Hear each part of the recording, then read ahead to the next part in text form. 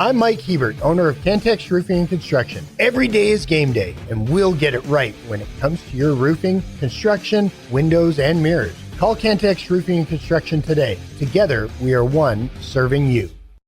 It's every Red Raiders' favorite podcast. This is the Tech Talk Podcast from Double T 97.3, presented by Cantex Roofing and Construction. It is Tech Talk live on Double T 97.3, DoubleTSportsNetwork.com, and the Double T 97.3 mobile app. It's brought to you by our friends at Visual Edge IT. Give us from Happy State Bank. You can hit us up on the Yates Flooring Center chat line. We've had some thoughts roll in there. If you want to give us your score for the weekend, you can do that. Tell us how you think the game is going to go or what your homecoming weekend has in store. Let us know on the Yates Flooring Center chat line. Clint, Gus, Brennan, Kyler, Jimmy. Just going to keep shouting out Brennan. Sorry, Brandon. Bill Connolly, Gus. Okay. Had this thought, I believe it was from today, it was either today or yesterday, and he was kind of going through, it's an entertaining weekend of college football. There's a non-Big 12 game I want to ask you about, a couple of them here in a little bit, but one of the games he wrote about, because he was mostly focused on top 25 teams, was the 9th-ranked Texas Tech Red Raiders hosting the Kansas Jayhawks, and he had this thought. Now, to start, he's not predicting this. For his predictions, I think he has Tech winning it by 15 points, which would cover. Yeah, I was going to say that'll cover the spread unless the spread's changed today. But he pointed out, hey, the red zone touchdown rate hasn't just been overly awesome this year. You certainly did not help your percentage last week in Houston. It was like, if Texas Tech is kicking threes and Jalen Daniels is scoring sevens, this could be a game. It's a very basic thought.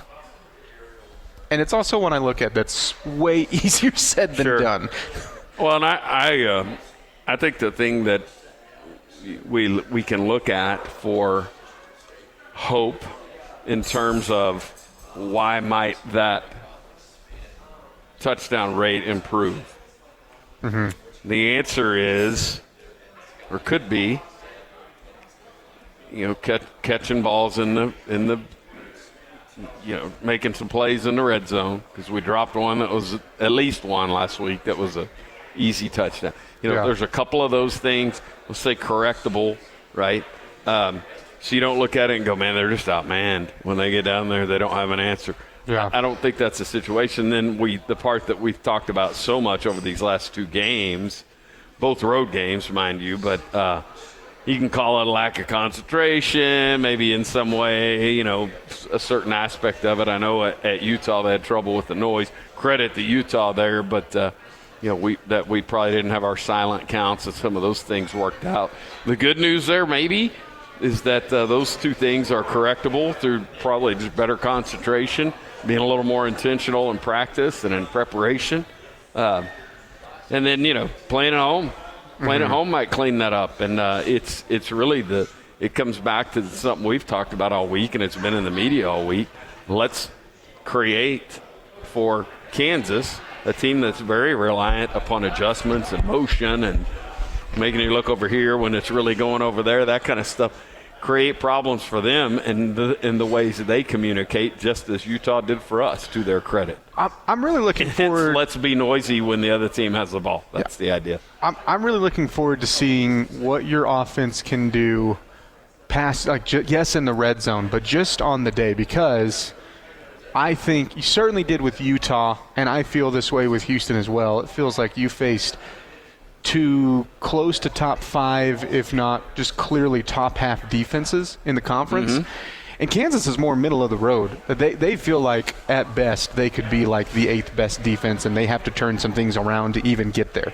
Like, in my mind, and statistically they're hanging around like the 12th spot in the conference. And so now that you are back at home, you're not on the road, you're not facing a juggernaut of a defense. Just from everything that you want to do offensively, what can you make this game look like today or tomorrow? And I do have the question, I think they're going to send purposefully send more pressure than you have the last couple of weeks, but they have to do that to cause pressure. They don't Kansas have will send Kansas more pressure. win. Yeah. I don't think that they don't have a John Henry Daly. You know, they've got some guys on the defensive line. They have some dudes at linebacker, but when they hit home, and they've have 16 sacks this year, and they hit the quarterback a lot. They hit guys in the backfield a lot. But they have to do that by sending – it feels like sending the house from what I have watched, which you would think if you're looking at a matchup on the back end, they're not as good secondary-wise as Houston. You would think that you could do some damage where maybe you don't even have to run into the red zone issue as much. Are you saying? Because I'm thinking you're going to score on some big plays tomorrow. And you're suggesting kind of a high-risk, high-reward situation. Yeah, that's what Kansas defense has been. And, again, they have to do that because they don't have a bend, don't break defense. They have a bend and then don't tackle defense. Yeah, I like that. I thought one of the blitz beaters was the 69-yard touchdown last week when they did a good job of course, they ran, it looked like Houston blitzed and ran some man there. Our receivers went out in their routes, ran off the coverage, little nice, patient, little easy pass. Like I said, the three of us could have gone down there in the hallway and made that pass and catch there. It was the easiest throw of the night, but then it was so it ended up being a really well-executed blitz beater scenario. So we've dealt with this kind of thing. It felt like Houston, as we've discussed most of the week, that they played a lot of drop in coverage and keep everything in front of them. Yeah, which was their MO. Required a lot of patience on our side. And this Kansas situation is probably going to be a little more varied, some man, some zone, that type thing. But, I'm hoping for a big day from the offense tomorrow. And I think it'll be good to see that from the offense too, because you've scored points, but with what you left, on the field points-wise, Houston, and you could say the same thing maybe in a, not as big of a way, but the same thing for Utah because, you had some plays and things that didn't go your way from an offensive standpoint, quarters 1 through 4. And so if you're looking at a Kansas defense that in the best teams that they've played has allowed 580+ and then 605. Yeah. That is Swiss cheese. Yeah, and that is that's there's nothing fluky about that. It's hard to get to 605 a couple of chunk plays. That's a lot of offense. And I'm hopeful that it's an equally big game for the Red Raiders, less threes and more sevens. Let us know what you think on the Yates Flooring Center chat line. It is Tech Talk on Double T 97.3. The podcast that finishes your workday in a very Red Raider way. This is the Tech Talk Podcast from Double T 97.3. Presented by Cantex Roofing and Construction.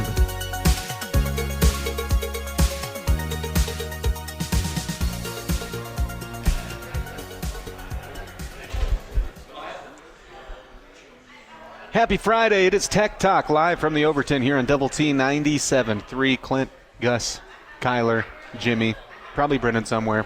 We're all hanging out with you until 6 o'clock. If you are staying at the Overton or coming out to maybe take in the bar, great bar area over here, great patio area over here as well. If you're coming to take advantage of that, well, come say hi to us. You'll see us in the corner with the Double T 97.3 sign behind us. You can also watch us on Fox 34 News Now and on YouTube. And if you are, on YouTube, aware of our channel, then make sure to check out this week's episode of Red Raider Recon. If you're not, the easy way to find it is YouTube/Double T Sports Network.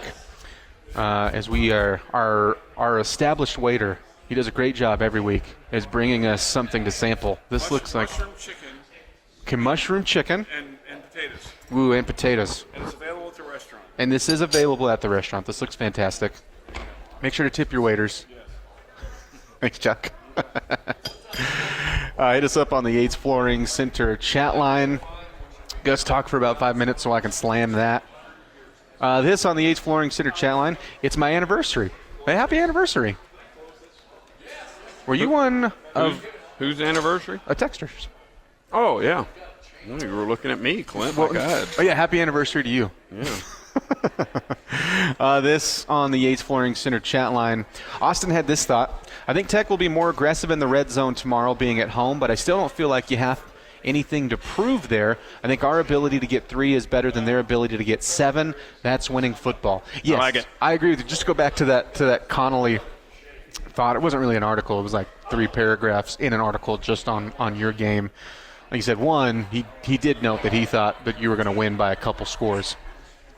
But, when he said if, the thought being if they're holding you to 3 and if Jalen Daniels specifically is leading them to 7s, then this could be interesting, was his wording. I just think that's so easier said than done. I do think that they're going to get a couple of scores tomorrow, but I also think that this is the best offense you'll have seen this year. It may be the best offense you see all year. Who knows? It certainly has the capability to be that. And I will say this: they haven't always been consistent. And I'm really curious. Their best part of the passing game specifically, which is what they've leaned on a little bit more. Jalen Daniels is graded out like the top passing quarterback off of play action. Well, it doesn't really matter to set up play action if they can't even set up the run in any way, shape, or form, and I just don't think that'll happen. And so when I'm thinking that they're going to score a couple of times, I do think you're just going to see a couple of those only Jalen Daniels could make that play, but it's not going to be consistent. Yeah, and I think like 3rd, 4th down, they're going to have to be really aggressive, kind of like what Houston turned into to keep up with you. Daniels is dynamic. We know that. You know that. 6th-year player, so there's tons of experience there. He's capable of running around and extending a play and turning it into a big play. One of the fastest, if not the fastest, receivers in the Big 12, among the fastest in America. And so there's a weapon there as well. It's like you said, if there's a shock play in there at some point, not going to be crazy. You would think that part of the plan this weekend, as it probably is most weekends, is keep them in front of you. Let's make them drive it 10, 12 plays to go score, and minimize the shock plays. One little note for tomorrow's game: the updated availability report. Really, the only changes for them, and it's Daniel Highshaw, one of their running backs, went from doubtful to questionable, and he's been out with I don't know if they ever said for 2 weeks it was an undisclosed injury, which is always fun if you're in that fan base. They're like, well, what is going on? Because he doesn't make them just like a juggernaut or anything, but he certainly helps that running game where it's not all on LaShawn Williams or Daniels out of some quarterback run sets. But what we heard yesterday for Jacob Rodriguez and Howard Sampson, everything seems like they're going to play.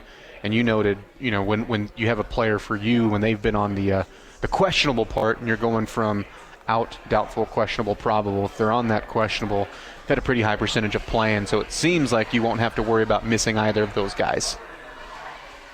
Yeah, we've been a high likelihood of those questionables playing. And Clint, or maybe last night, the next week's opponent, I'm looking ahead. The team isn't. Sam Levitt. I'm looking to this week because I want to repick that game. Yeah. I was bamboozled. I know. That was out of nowhere. And now they have Jeff Sims, who's been around forever, stepping in. Well, yeah, and then we're probably curious about the nature of the injury. Is this going to be something that lingers and lasts 2 or 3 weeks? Critical part of the season for the Sun Devils to not have their in a huge road game. Touted, yes. I mean, all of those, we know that environment's going to be noisy. Now, ASU has played against Utah in their past, and so, but I don't know that their players have experienced in a way other than to just know the stories. But yeah, this is what an interesting development that is when we think about overnight from Thursday into Friday. It's and what's crazy too is they're coming off 2 really big wins that they needed, and you look up, I mean, they're in the favorite conversation as much as anybody. And so if you're Utah, you don't care. You just want to win the game, Sure. right? If they lose, if anyone's sitting with 2 losses in conference play, it feels like you might as well just put them out of the race right now. It's going to take what feels like a miracle to wind up in Arlington. Mr. B had this question: is Sam Levitt really hurt, or is the coach intentionally holding him out so that he can play against us next week? If it's the latter, then the league needs to go look into it. I don't think that's the case because, you can't drop a game. Right. They can't drop another game. Well, they can't drop a game. If they drop another game, it would be their first Big 12 loss. It'd be their second loss in the season. But they might as well wish, if they were hoping for maybe an at-large in there, if they could work in that, you can just flush that down the toilet. Absolutely. So that's stupid to do it that way. Absolutely. There's no way that's the case. There's no way. Yeah.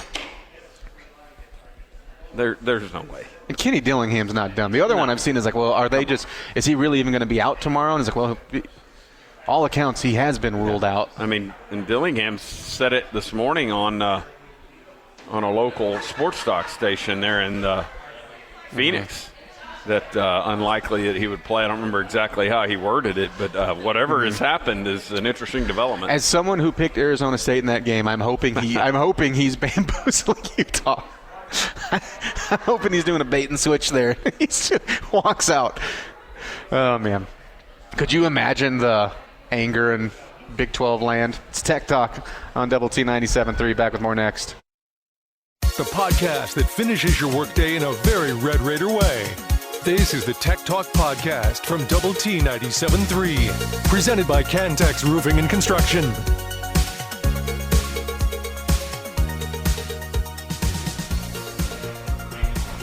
It is Tech Talk here in Double T 97.3. We are live from the Overton. We're here every single Friday when the Red Raiders have a home game, just like they do for homecoming this week against Kansas. That'll be tomorrow. Optimum Game Day Live will start at 7 o'clock. Be live out from the stadium. If you're out going to the game amongst the festivities, come say hi. I have a full lineup all day out there. And then don't forget about the Double T 97.3 Coors Light postgame show, which will be right back here live from the Overton with Rob Bro. We had this question on the H Flooring Center chat line before we get to a play of the day. Sooner and Levick asked what we were eating, and it was some mushroom cream chicken. Awesome. Does that qualify as taters? Can you say the potatoes that we had that way as taters? Yeah, I thought it. Oh, well, that's a good question. I don't know about that. Because they feel too elevated to call them I know. taters. But that's really the good. feeling it gave me. Yeah, really good. I don't. Yeah, that's a compliment. I'm with you there. Taters seems a little more basic than that, but nothing wrong with taters. But yeah, this was like a mashed potato. Had a little something in it to get a little flavor going. That was good stuff.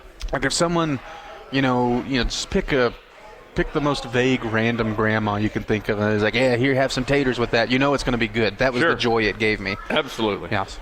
That is being sold here at the restaurant, the Pecan Grill. They do a fantastic job. If you're out there, there's my order suggestion today. That right there. Yeah, that's good. All right, Kyler, hit us up with your play of the day. The last time we saw the Red Raiders, they were victorious over Kansas 2-0. Now tonight is a huge game with Big 12 championship implications for Red Raiders soccer as they prepare to take on the TCU Horned Frogs at the John Walker Soccer Complex. Let's get that place packed and let's get it rowdy. Go Red Raiders. Do we see another Zerjeski brace? I'm very much enjoying using that term because I learned it this year for the first time. We're blacking it out tonight too. Mm-hmm. I learned that this morning, so that's good. I had a black shirt with me. Perfect. Hit us up on the H Flooring Center chat line. Dale Jr. will always be exactly 40 years older than my son. Gets to take the bump on his 11th birthday. Nice. And then Mr. B had this. Okay, I would hope not, because that would be sorry. This is for the Levitt thought. Okay. I'm not a big fan of their coach, so I was just wondering. Kenny Dillingham's an interesting character. Yeah, I remember last year, and I didn't know much about him, and Coach McGuire was talking about how much he liked him. Yeah. And this was before we played, before they'd gone on to win the conference. I tell you what, though, after watching Scattaboo play last night, don't you go, huh, no wonder they were pretty good. Like, he seems to elevate things around him. He, according to ESPN, I'm assuming he just stayed up at this point when you're doing, it didn't say, what time zone this happened at, but it said, 5:43 he was FaceTiming Kenny Dillingham because he was so pumped about the Giants win. I like Dillingham. Now, I will say he's grown on me. He's the type of character where he's very blunt. Remember in the offseason, maybe it was early fall, and he had a practice that he was not thrilled with, and he was like, yeah, we had a good practice, so we want to go 6-6. He was saying stuff like that about his team. Sure. He's the kind of guy, if you're losing, I'm sure it's hard to root for him if you're in the fan base, but when you're winning, and they've obviously had a big year last year and have things rolling the right direction this year, I think it's probably fun to root for if you're in that fan base. As someone that's not in it, he's grown on me, but I can also see, just because he's quirky, I can see why people wouldn't exactly enjoy him. Who's the most likable coach in the Big 12? Yeah, that's it's usually your coach. Well, there's probably stretches, but still, even then, if I don't like my coach, I'm not sure I'm liking anybody else's, right? You know what? I actually think if you look at Lance Leipold and you look at Joey McGuire, you go, those are the two most different coaches in the conference, or they're in that conversation, right? Because Lance Leipold, maybe a little more, I don't know, stoic's not the right word. He's not like the fire you up guy. He doesn't seem like they're exactly looking to him for the pregame speeches and, just from personality-wise. But then when you look how they coach, and I actually think they're really, really similar. They both have that CEO type of feel. Uh-huh. They both give a lot of control to they let their coaches coach. And they have the final say on things. Yeah, they're not calling plays or – They have that program builder vibe. They've also both been very good at getting donors and fans to buy in, and so I think there's actually a lot of similarities between both coaches. That's interesting, and you would know more about him, and that's an interesting comparison because I probably wouldn't have made it. Mm-hmm. Well, again, if you were just talking to them, you go, these two are very different people. Different energy. Yeah, no, I got it. You're an observer of both, so yeah, that's interesting. Interesting take. How about another big injury this weekend for the Big 12? Dylan Edwards for Kansas State was ruled out again at running back. Kansas State, no longer are they hey, can we work our way back into the Big 12 championship race? They're trying to get to 6 wins. Yeah, 3 weeks and a day from now, the Red Raiders will be up there playing them. Mm-hmm. And, it's funny, no matter how sketchy their season is, and let's assume it sort of continues this way. Yeah. It's still going to be a source of angst for Red Raider fans after the difficulties this team has had, this program has had up there of late. There's a real possibility that when you see them, they will be fighting for their bowl eligibility lives. They're trying to get to 6 wins. Yeah. All right. I also think there's a real possibility. And it's who cares? Just go win that game, right? Go play your game, and you're better than them. And even though you've had kind of the curse of Manhattan, if you play the way that you have, you'll beat them. But there's also a real possibility that you've seen a throw it in Kansas State. I know which version I'm rooting for. Absolutely. Go up there and score a couple of times and let them mail it in. But they've got a tough one, Battle of the Purple hosting TCU. And TCU is in the boat of, we can't drop this game if we're going to stay in the Big 12 hunt after, dropping a game to Arizona State a couple weeks ago. Other games this weekend, Arizona hosting BYU, I think is really, really interesting. Because I don't feel like we have a true gauge on what Arizona is.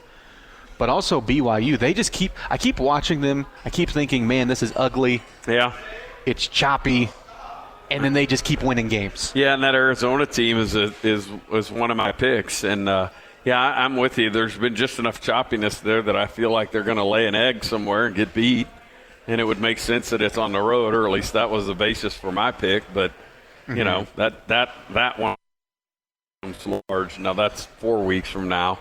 getting a little ahead of myself. But, Sure. yeah, that one could set up to be a monster weekend here in Lubbock, Texas. We already know it's sold out, but that who knows what – I mean, because the thought here, Clint, is that a lot of folks around these parts are thinking that could be a pregame show. Mm-hmm. Yeah. One of the offerings there. Well, that's what here on campus. I'm rooting for them to be undefeated by the time they get here. Yeah, just because the logic of it reason. is they're probably not coming to town for Oklahoma State in 2 weeks, a pregame show, right? Mm-hmm. Right. And they're probably not coming to town for UCF. And so that leaves BYU. I'll tell you whose pregame show will be there. Ours. Optimum Game Day Yes, Live. sir, baby. Every home game. It is Tech Talk on Double T 97.3. The podcast that finishes your workday in a very Red Raider way. This is the Tech Talk Podcast from Double T 97.3, presented by Cantex Roofing and Construction.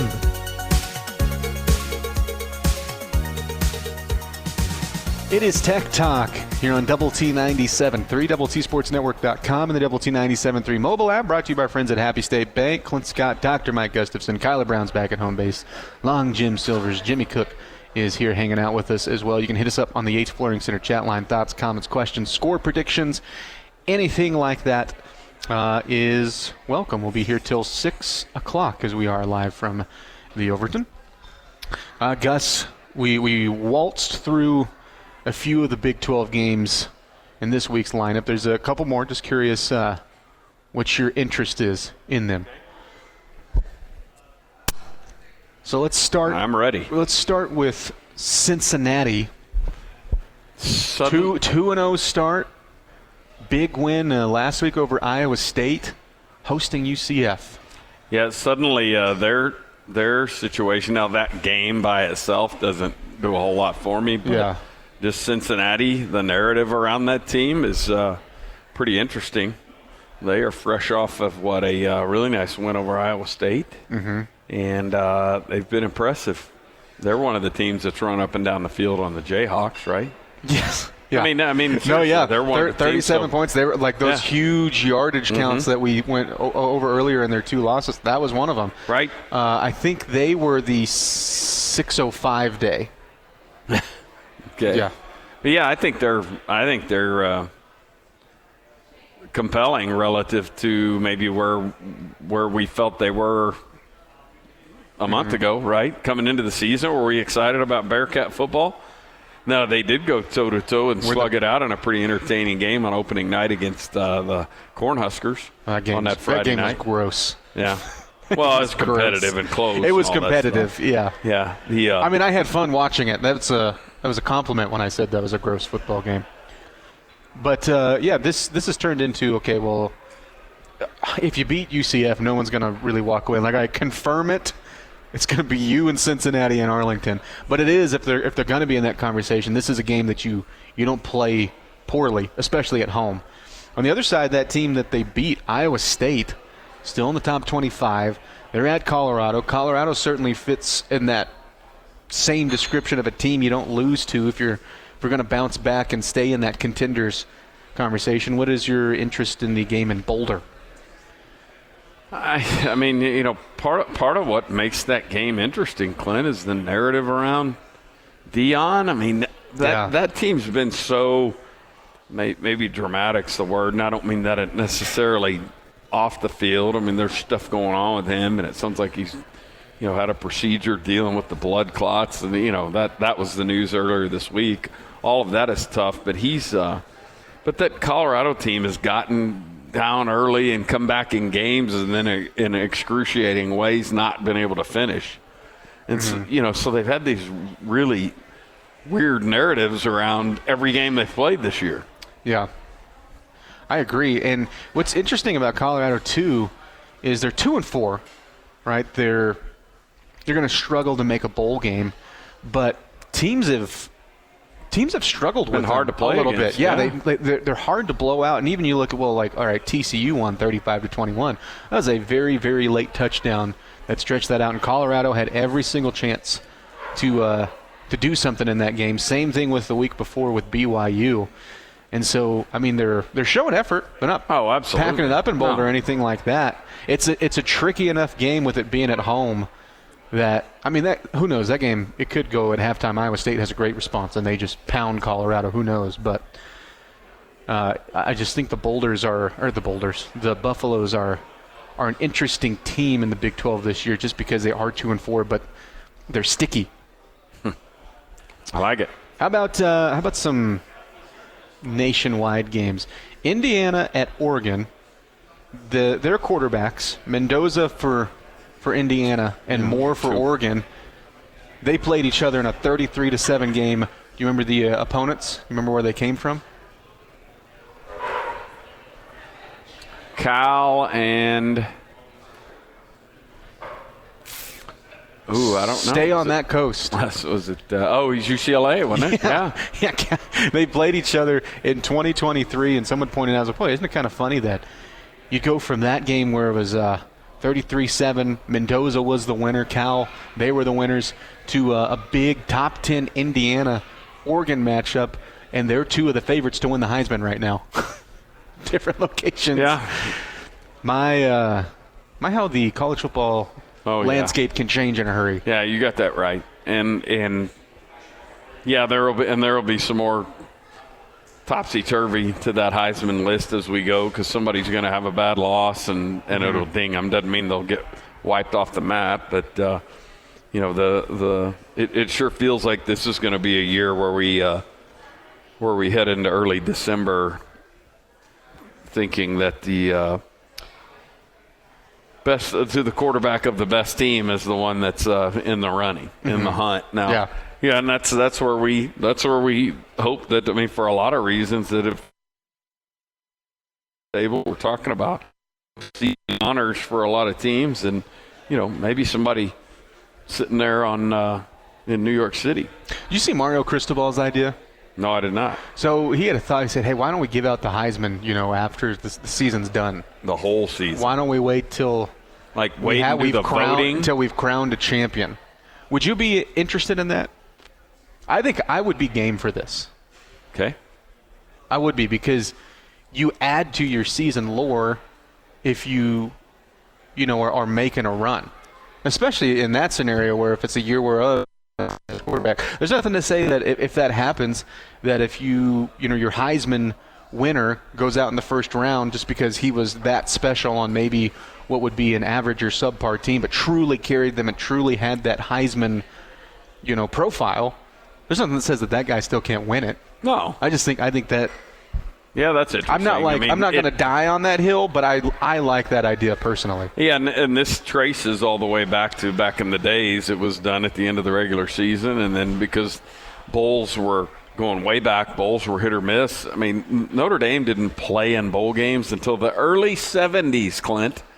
Think about the great players and the great tradition of that place, and they were just like, yeah, we don't play in these bowl games. And they finally played in a game in the early 70s. I don't need to tell you the bowl games have been around for a long time, and that's one of the most storied traditions. So the point there is the bowl thing going way back was so hit or miss that why wait on it? Why wait till January 2nd to do this? But now, in a modern context, it sure feels like you should at least wait till post-conference championship game, right? It's Tech Talk live on Double T 97.3 and live from the Overton. Back with more next. The podcast that finishes your workday in a very Red Raider way. This is the Tech Talk Podcast from Double T 97.3, presented by Cantex Roofing and Construction.